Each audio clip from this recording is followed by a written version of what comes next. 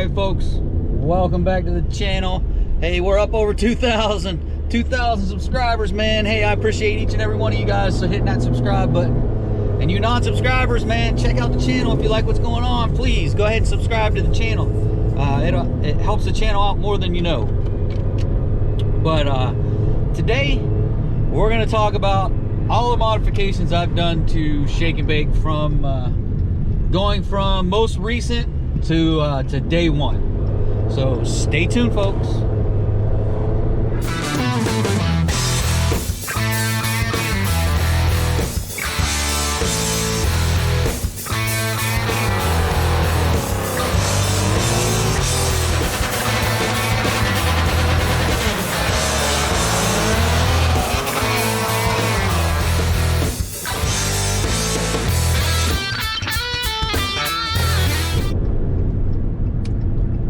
Alright folks, welcome back to the channel, welcome back to the vlog. We're out running some errands right now, so you saw it on the thumbnail, heard it on the intro. We're going to talk about all of the modifications so far I've done to shake and bake. Starting with the most recent, kind of trying to work my way back, and I may go back and forth because it's really hard to remember everything I've done to good old shake and bake. So the first thing, most recent thing, y'all seen it, is the D1X ProCharger. So along with that kit that I got with the D1X head unit, I got the Race Intercooler. I got the quiet blow-off valve. I also got Fuel Injector Clinic 650 injectors. So you got to update your injectors when you get a ProCharger. You need more fuel. Along with that, I got the ProCharger fuel pump, which is, I'm pretty sure it's a Walboro 400 liter per hour or liter per minute. One of those. Fuel pump. So you're gonna have to upgrade your fuel pump too. ProCharger, more air, more fuel. That means you need more fuel. Your stock pump is probably not going to do it. I've heard people doing it off the stock pump, but I think you're pushing your luck. So it's best, my mind, is to go ahead and get that upgraded pump as well. Trying to think what else. Anything else with the ProCharger? I think that's it. I also have a MMX 87mm ported throttle body, and all these upgrades are in the description of all my videos. So if you miss this or you forget, you can come back to the video, or you can look in the description of all my videos, and that's where all my modifications are at. So I'm going to try and work top to bottom and work my way back. So hopefully I don't forget anything. So the 87 MMX ported throttle body, I've had that from, oh gosh, from when I first started modding the car. Moving on back, we got the 6.4 392 intake manifold, which gives you the short and long runners, which really helps you in your torque and your power curve to keep it a little more flat, a little more better. You're going to gain maybe 10 or 15 horsepower across the entire curve, but it's across that entire curve. It's just not in one spot. It's just not, you know, at the top end or the bottom end. It's across the entire curve.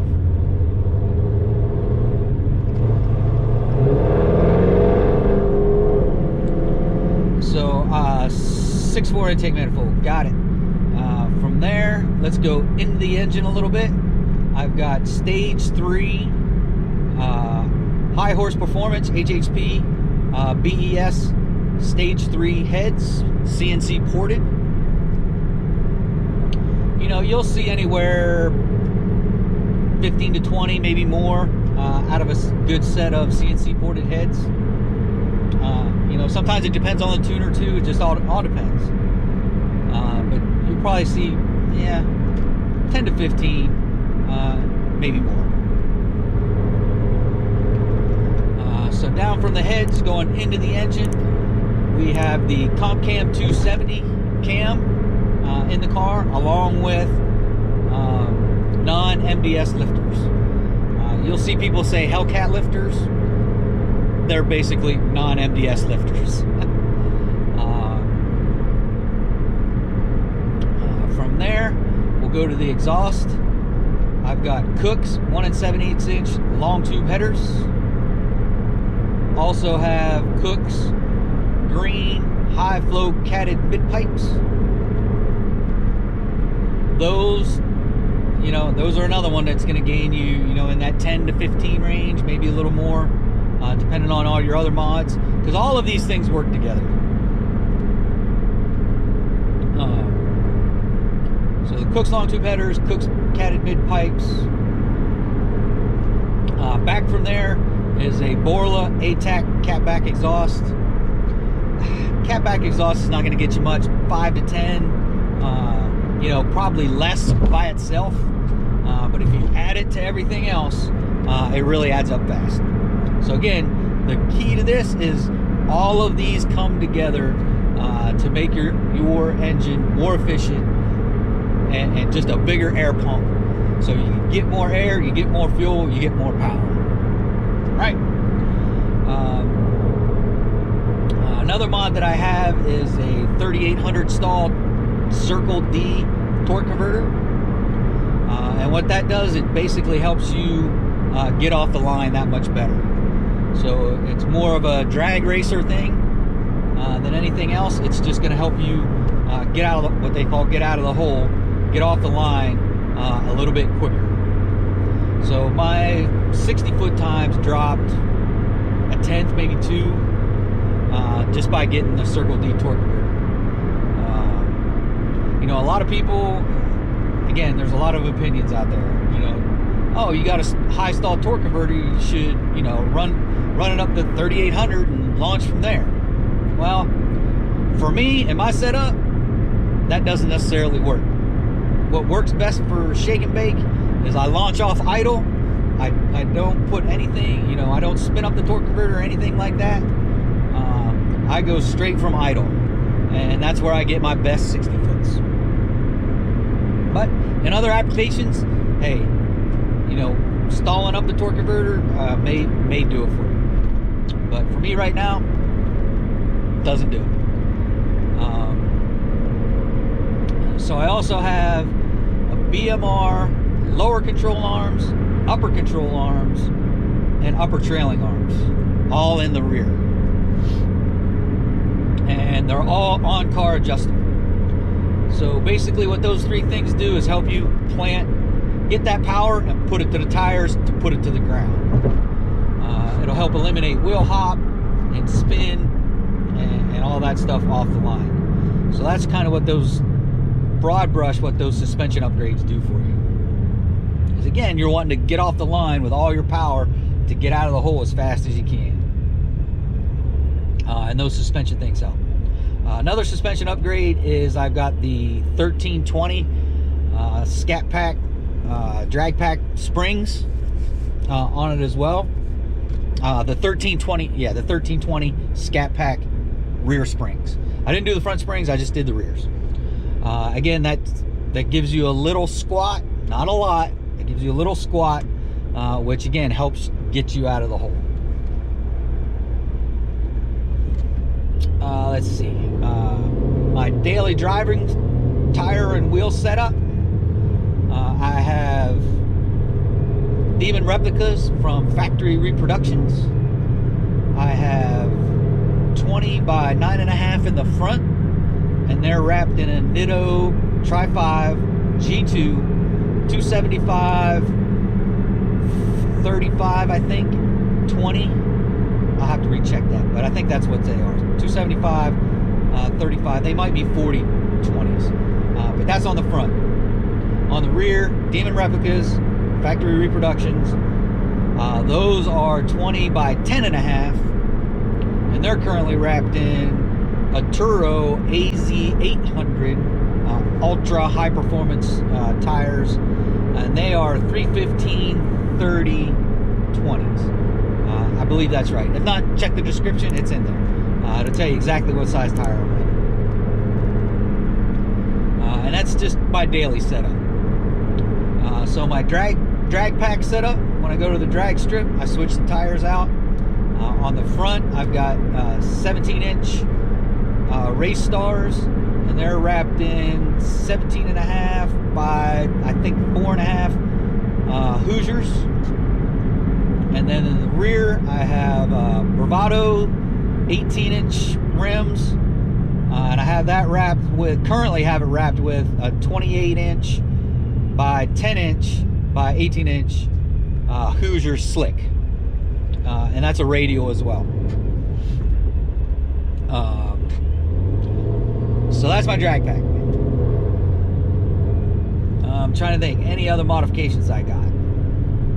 The inside, you can see I got the piping around, you know, around the dashboard, around the console, and in the doors. Just gives it a little pop of color in here. Nothing huge. If you want to do that, you can look up 75-cent mod on YouTube, and it'll show you where to get the stuff and how to do it. It's super easy. And I think I did a video a while back on putting it in the car, though I've had it for a long time. What else? Modifications. Oh, my Diablo Trinity 2. I use that for all my tuning. I use Jay Green from Green Racing. He does all the tuning on Shake and Bake. It's through email, back and forth. I also did a video on that, Email Tuning 101. That was a few months back, to walk you through how to do email tuning. That's my tuner. I got an AFR, AEM air fuel ratio gauge, along with boost gauge, which I haven't got installed yet. I'm getting there, but this will soon be a double pillar with the air fuel and the boost gauge. The only other thing I do for the track is I take out the front seat. You can see I can take out the back seat. Normally I also take out the spare tire, but I think I left the spare tire in there for now, just because these long trips that I'm taking, you know, to Atco and to all the modern street Hemi shootouts.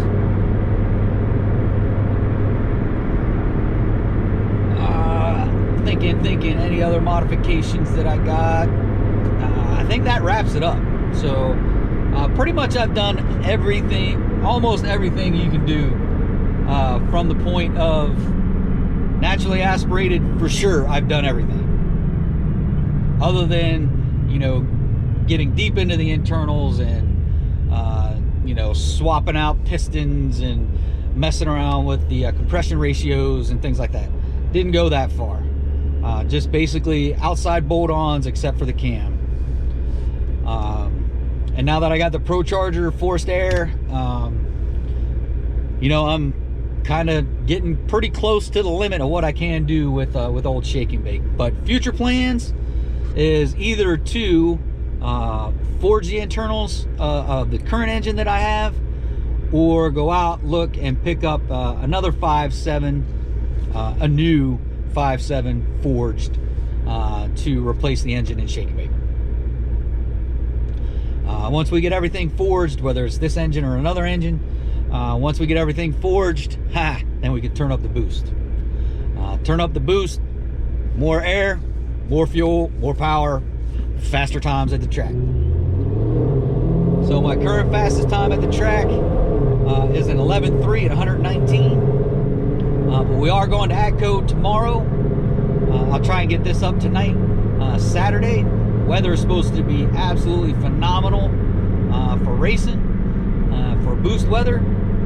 So hopefully that happens and we get another personal best. So that video, that race video will be coming out probably a Sunday night. So be on the lookout for that race video from Cecil. There's going to be some cool races in that video, so make sure you don't miss that one. So folks, that's pretty much going to wrap it up for this one. That's a quick rundown of all the modifications I've done so far with Shake and Bake. where we're at in speed, where we're at, you know, in ET and trap speed. The next thing, we'll get her to the dyno, see where she's at on a dyno, because I know all of y'all want to know dyno numbers.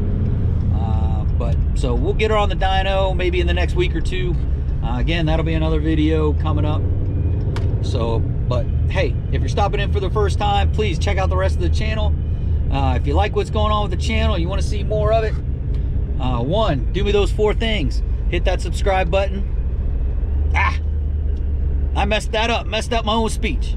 Do me those 4 things. Hit that like button, hit that subscribe button, and that notification bell, and shoot me a comment in a video. So that's it for this one, folks.